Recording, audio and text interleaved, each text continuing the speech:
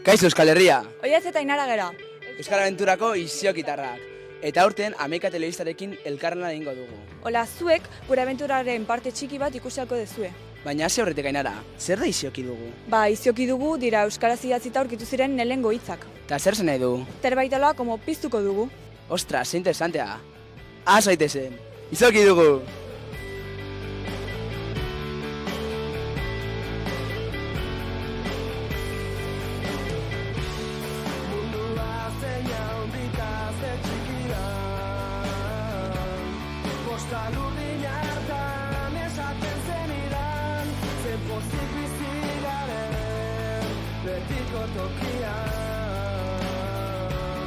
Galdutako hilak aurkitu ondoren eta albide berrietara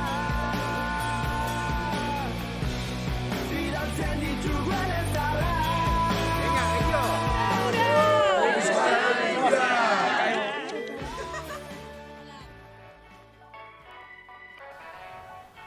Uztailaren batean ekin genion espedizioari. Aurtengoa 8. espedizioa da. Eta zue badakizuen helakoa izan zen lehen espedizioa. Oinatzen naiz, Arratxukoa, eta lehen espedizioan parte hartu zituen kidatzu ditu hemen. Orduko anedotaren bat ezagutu nahi. Etorri. Txaldeon. Txaldeon. Hemen ditugu Libe eta Gari lehen espedizioko iziokitarrak izan zirela. Eta Irune, Serpa, eta garai hartan Popol lehen urtea izan zen laguntzaile moduan. Laguntzaile xume simple bat.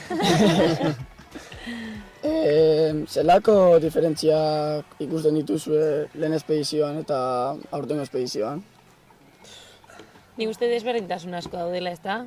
Urtero aldatzea, baina lehenengo urten bazeon alde hoi, inorrek etzekila ez izio gitarrok, ez urdinek, ez Popolek, etzekin inorrek nora ginoa zen eta zertara. Ez zeuden argazkik, ez zeuden ibilbideek inoizin da eta gaur egon urtero pixkanaka hobetzen doa dena eta nik uste hoi aldatu dela. Bai, guai eta lehen urte erremanik, 2018 erremanik, nik eraiten ahaldiat, Euskal Abentura, guai, profesionaltu dela. Batek otoak, kamionetak eta egazki guai antolaketa profesional eta txintxo bat duk. Nik aldatzen dela urte batetik bestera, taldeak urte batetik bestera aldatzen diren bezala, horrek ematen diola espedizio bakoitzari bere kutsua, ez? Baina bai egia da Popolek esaten duena, 2018tik gauza asko ikasi ditugula, eta orduan beste berri batzuk agertzen dira, baina ikasitako horietatik gauza asko ez ditugu egiten horrela edo asmatze ditugu zelan egin, ez? Anedotaren bat baduzu, Nik ez diat eta lehen urtetan ez diat Euskal Abentura zagutu diat abiatziaikin, ez diat sekula mutibu egin, eta badiat betiko enegogun lehen etapan, lehen urtin, lehen etapan, Uztailan 2018ko egunaz, baina toro izanpen azkar bat, zen eta urtehetan, Josu, eta Getxoko Josuk zian eta ibilbidia marazten Google Mapen, internetez eta hola. Bena maleruski, interneten dien bideak eta leku gainen dien bideak desberdinatuk. Eta oharnuk igangi dela, zinez, behar bada hoita hamar berogei urte hartan, sekula norbait igan zen eta sendaili batetan. Eran nahi betan, dena kapar, dena asun, zuhaitzak luren trebez, bortxatu igaitea adaren pin, sahetxetik goiti beherra, eta oharnukek Donostiko neska bat, eta no quiero morir aquí, eta horroitzapen gogorradiat, lehen egunin, lehen etapan. Bai, uste hortik tiratuta lehenengo egun hori uste dut, zuek ere ukiko zuela hori gogoan, nik gogoratzen dut, goizeko 9etan hasi ginela esnea berotzen, olako kankarra erraldoi batzuetan, pentsatuta zelan emango diegu esne hotza, eta esnea berotu behar zan, eta eta orduan egon ginen 2 ordu esne guzti hori berotzeko, atera ginen goizeko 10etan etapan, heldu ginen jutzira, arratsaldeko 4etan, Lau eterdi bosta. paskaldu barik, danak elkarrekin atera ginen etapan, bakoitza bere ritmoan, kriston suge luzea egin genuen mauletik jutzira, danak nekatuta lerre eginda, eta bueno, hor bai, komentarioa esan, bueno, jazta. Onaino, jendea etxera joango da, eta hemen oso polita, gure proiektua, baina hemen geratuko da.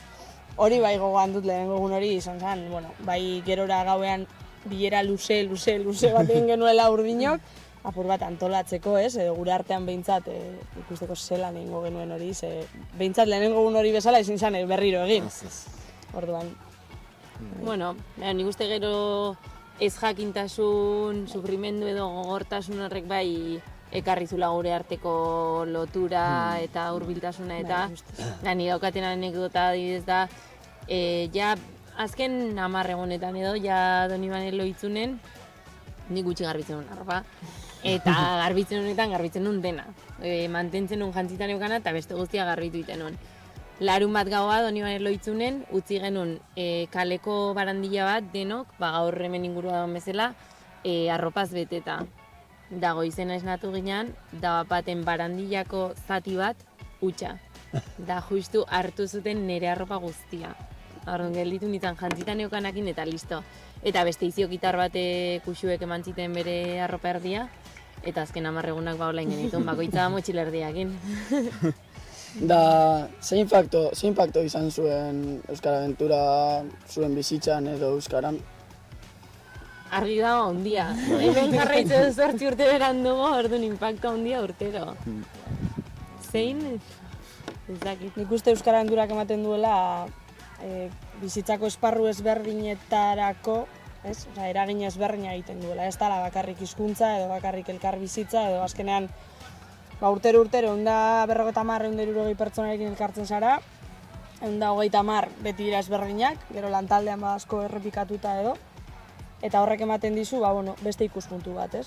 Uste dut, eta gaur egun ere bizi garela bakoitza berera begira, eta Euskal Aventurak ematen dizu, buru altzatu, beste ikuspegi bat, beste bizimodu batzuk eta errealitate oso ezberdin batzuk ezagutu, orduan, horrek eragiten zaitu gero zurera bueltatzen zarenean, ez? Euskazu beste zera batzuk, eta nire kasuan ere, lan arloa azkenean, serpa bezala, begirale bezala hasi nintzen, baina gerora apur bat antolaketan sartuta nire lana bihurtu da, azkeneko 7-8 urtetan, orduan horrek ere, Euskal Gintza mundua zelan dagoen beste realitate bat, Euskal Herri mailaren hasio ikuspegi hori ikusteko, ezagutzeko, aukera ematen dizu, ez? Eta zelan Euskal Gintzan bagaudela Euskararekin eta Euskararentzat lanean, ez? Eta batzutan ahaztu egiten zaigu Euskarak ere lan mundu bat badaukala.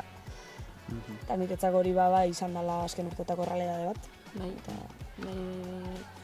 Eta gero euskarari dagokionez ez dakit, 2018 ni oso inguru euskaldunetik nator, eta izan zen aukera bat ikusteko jendea etzala ni bezala bizi. Hau da, nik banekin jende guztia etzala euskeraz bizi eta jende guztiak etzukala suerte hoi, baino gero kontuatu nintzen jendeak ezin dula euskeraz bizi, ez etxean, eskolan erdizka ia ez, eta kontuatzeko ze suertean eukan, eta beste batzuekin kuadrillatxo izortzea beraien arnasgunea edo eta horren parte izatea, netzat politia izan zen, 16 urtekin.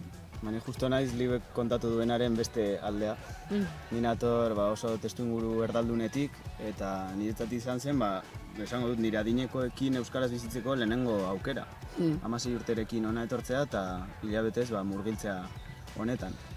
Eta izugarri eragin dit bizitzan, gerora euskal ikasketak egin ditut, hemen jarraitzen dut eta badut harreman sare bat Euskal Herrian zehar bertan ezagututakoa, lehenengo urtean ezagututakoa, eta gero aberastuz joan dena, eta horrek sobera eragin dit bizitzan ere. Da, orduko harremanak mantentzen dituzu, Bai. Denak ezinezkoa da, baina asko bai, eta esango nuke nik 2018 ezaututako jende asko, dala gaur egun nire hurbileko lagunak eta naizta egunero ez egon distantziagatik edo beste arrazoi batzungatik, beti urten zenbaitetan elkartze gehala eta lagun oso onak diala oraindik ere eta espero dut izango diala betirako. Bai, eta askotan ez garela batera egoten, edo urtean zehar Libek esan bezala, baina batzen garenean, espediziora etortzen garenean, 31 egunez egoten gara 24 orduz batera, eta horrek asko lotzen gaitu. Bai, da konfiantza esparru bat, edo familia esparru bat azkenean bihurtzen dana, ez? Eta eskuin esker juntatzen dena izan da eskolerrian euskaraz manifestaldi batetan, edo eskolerria zuzenean, egian duk, nik guai eta Gari, Irune eta Libe ikusten dutu dala eskuin esker, eta horrek bizia markatzen dit. Bai. Tak, afaltzera, beti bezala, sopa eta tortilla karratua. Gozet!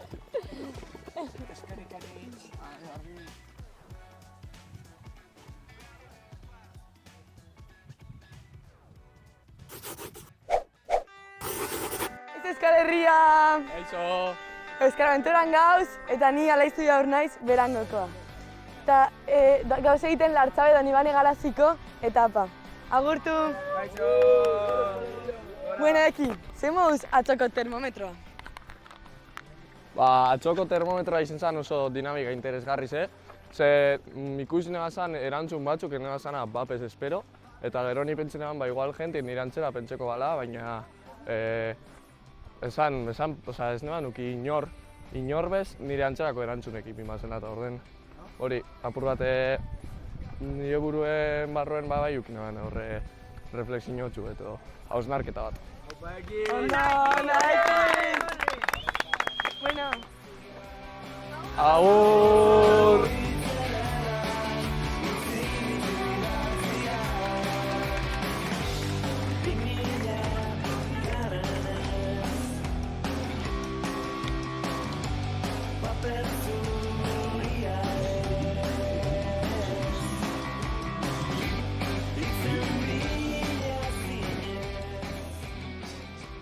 Egunon, gu Aize eta Laia gira 2025 espedizioko iziokitarrak.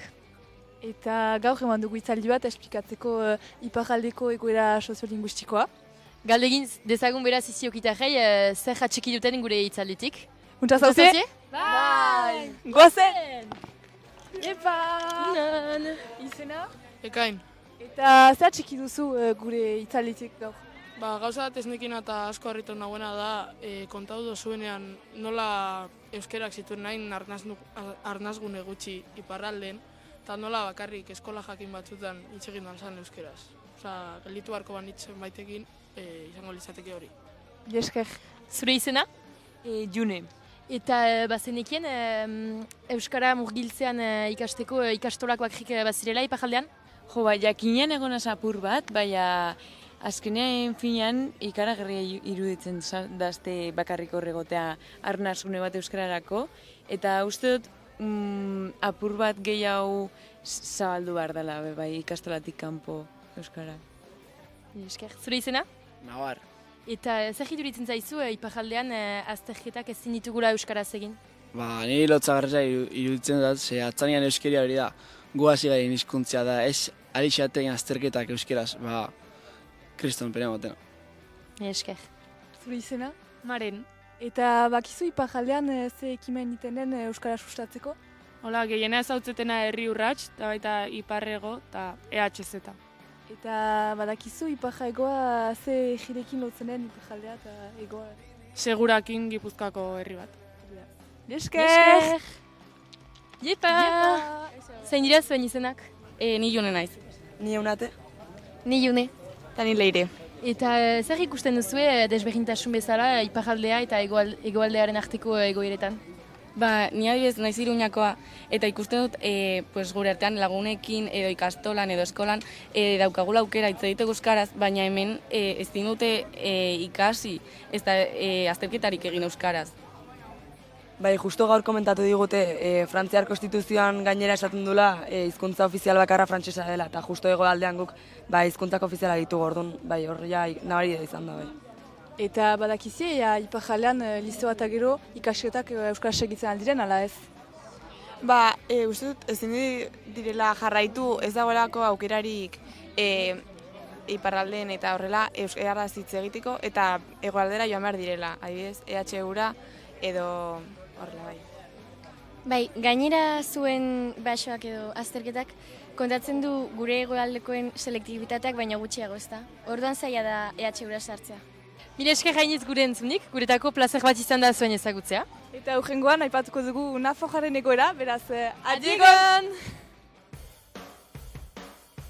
Apa, gogo Maider Usabiaga eta Armaldan Arezela Leiba gara. Eta gure euskara abenturako espedizioaren inguruan hitz egingo dugu pixkatean. Biok bakarrik etorri gara, badekogu ezagunen bat, baina lagumarik etorri gara. Eta lagun onak egin gara. Oso lagunen egin gara eta azken finean gaurkoz oso parte sentitzen gea euskara abentura taldearena, batez taldeka egiten ditugun ekintzetan, edo gaueletan eta bar, gu elkar batzeko eta elkar ezagutzeko saiakera handiak egiten baitutuzte. Eta zailtasunak izan hasiera batean, denok urduri geundelako erraztasun handiak eman dituzte eta lagunak egitea bereziki erresa. Nik uste azken finean asko aberasten gaitula Euskal Herriko egoera eta bakoitzaren euskalkia eta ikastea. Eta badira momentu politak, non taldean elkarrekin hitz egiten dugun, elkarrezketak hitz egiten ditugun, eta besteen euskalkiak eta elkarren artean euskalkiak pixka bat elkar banatzen ditugun, ez erakusten dugun gure euskalkia nolakoa den, besteen ulertzen saiatzen garen, egoera soziolinguistikoa eta bar, eta hori bereziki garrantzitsua euskara abenturan guretzat. Kaixo, ni Maili naiz Arbizukoa. Galderatxoa dakatzuen dako. Segure aski espedizioen ondako izeokitar batzuk jakingo zuen bezala, Euskal Abenturan komunia fateko, dutxeta fateko, otordutako zerbaiten berkoa. Zer? Gaur arratsaldean zer egin dugu? Ebiligea arropa garbitzen eta hemen Iruñan lagun artean. Eta zerbait gehiago egin duzue? Indegu dinamika bat, euskararen egoera ezberdinak azaldu ditugunak. Eta espero zinuen jasozun erantzun hau da, espero zinuen eotea hainbeste errealitate desberdin edo ganien denak euskarangatik da batzen gehioenin euskarak? Nik uste beti dakigula pixka ze egoera dauken euskarak, baina inoiz ez egoera jakin batzuk, eta nik uste politia izan dela bakoitzaren esperientzia jakitea eta ezagutzea. Epa! Zei eran egin guzu, komunekoa, dutxakoa, otordutakoa?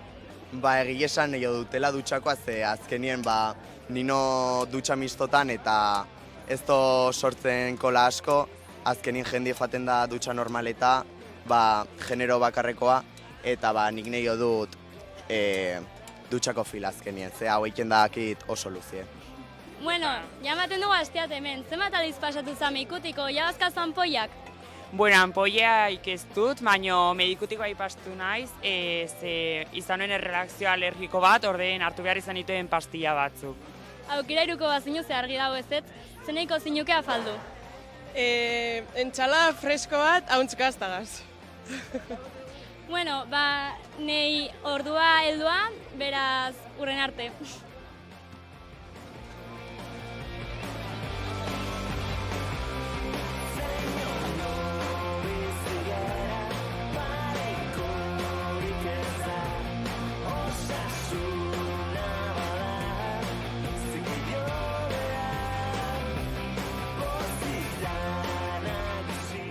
Kaixo Euskal Herria, ni Alaitz naiz, Gasteizkoa. Eta ni Ekain naiz, Bilbokoa. Eta ja daramagu aste bat Euskara Abenturan. Zu zer moduz, Ekain?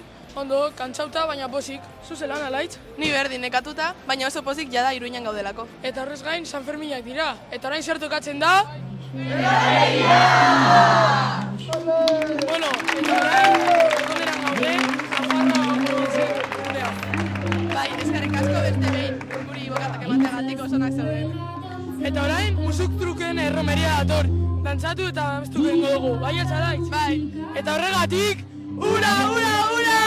Euskara Abentura! Atxalen Iruña!